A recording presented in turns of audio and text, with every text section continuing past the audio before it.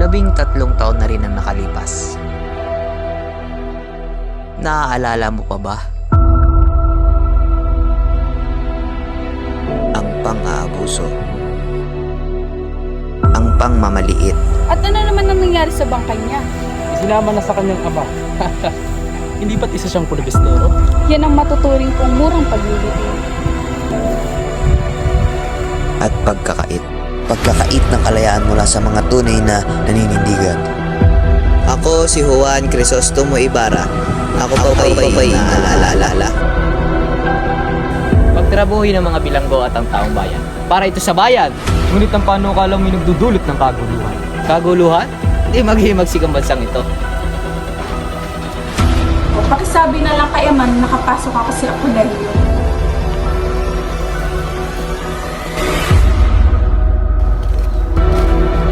Hoy, tumigil ka! Meron pa akong mga kwentas dito ni Cleopatra na nagmula pa sa mga piramide ng Egypto.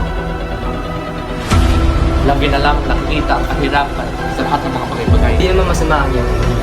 Ngunit hindi kayo masyado biyasa sa salitang mabuti. Kailangan nyo ito pag-aralan mabuti. Ngayon, ako'y nagbabalik. Cecilio! Kamusta naman tayo? Bakasyon na ba kayo?